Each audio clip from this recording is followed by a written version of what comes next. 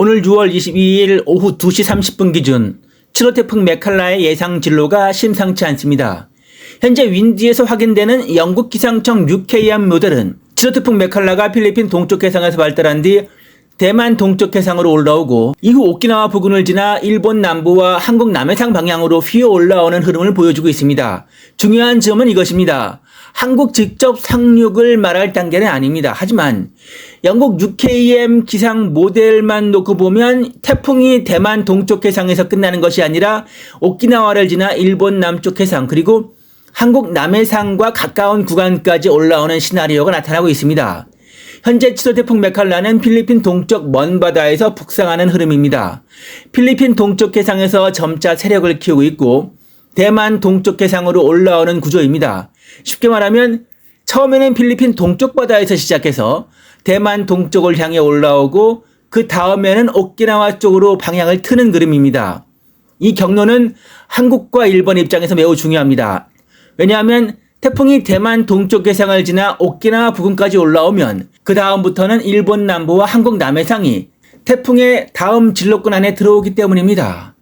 윈디의 영국 기상청 UKM 모델을 보면 7호 태풍 메칼라는 먼저 대만 동쪽 해상으로 접근합니다. 그 뒤 오키나와 주변 해역을 지나면서 점차 북동쪽으로 방향을 바꾸는 흐름을 보입니다. 그리고 이후에는 일본 큐슈 남쪽 해상 또는 한국 남해상과 일본 사이의 해역 쪽으로 올라오는 상황이 보여집니다. 이것은 상당히 중요한 변화입니다.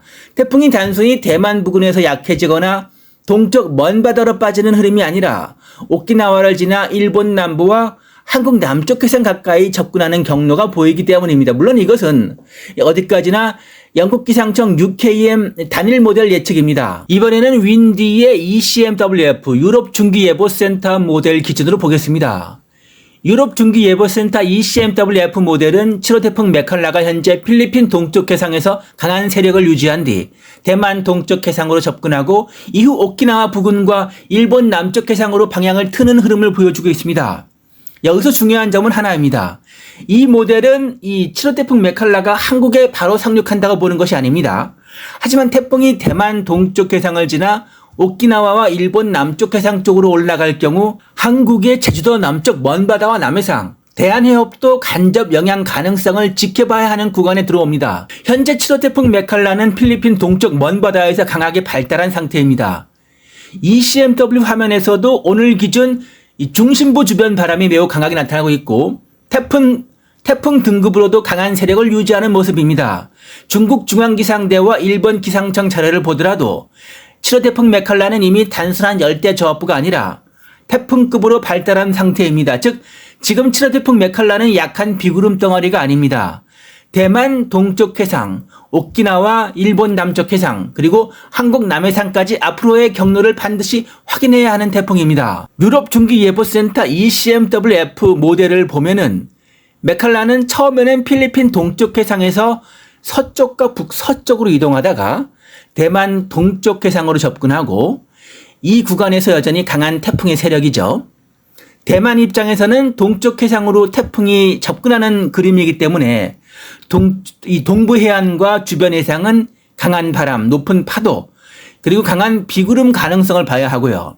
특히 태풍 중심이 대만 동쪽 해상에 가까워질수록 대만 동부와 남부 해상은 직접적인 해상 영향권에 들어올 수 있습니다. 여기까지는 영국 기상청 UKM 모델과 비슷한 부분입니다. 하지만 ECMWF는 7호 태풍 메칼라가 대만 부근으로 접근한 뒤 한 차례 세력이 약해지는 흐름을 보여줍니다. 시뮬레이션을 보면은 이 대만을 지나거나 대만 부근 해역을 통과한 뒤 중심 기압과 바람이 약해지는 구간이 나타납니다. 이것이 매우 중요한 포인트입니다. 7호 태풍 메칼라가 대만 산악 지형과 가까워지거나 주변 해역의 조건이 나빠질 경우 강도가 약해질 수 있는 거죠. 그러니까 ECMWF 기준으로 보면은 7호 태풍 메칼라는 대만 동쪽 해상에서 가장 강한 상태로 접근한 뒤 대만 부근을 지나면서 힘이 빠지는 시나리오를 보여줍니다. 하지만 여기서 끝이 아닙니다. 약해졌다고 해서 한국과 일본 영향 가능성이 사라지는 건 아니죠. 태풍이 약해져도 넓은 비구름대와 강한 바람 그리고 높은 파도는 계속 남을 수 있습니다. 지금 필요한 것은 과장된 공포가 아니라 정확한 모델들 간의 비교와 차분한 추적입니다. ECMWF는 일본 남쪽 해상 중심의 흐름, UKM은 한국 남해상과 일본 사이 해역에 더 가까운 흐름을 보여주고 있습니다. 이 두 모델의 차이가 앞으로 좁혀지는지 아니면 더 벌어지는지가 치로 태풍 메칼라의 실제 한국-일본 영향 범위를 결정할 중요한 열쇠가 될 수 있습니다. 시청해주셔서 진심으로 감사드리겠습니다. 구독과 좋아요, 알림 설정을 꼭 부탁드리겠습니다.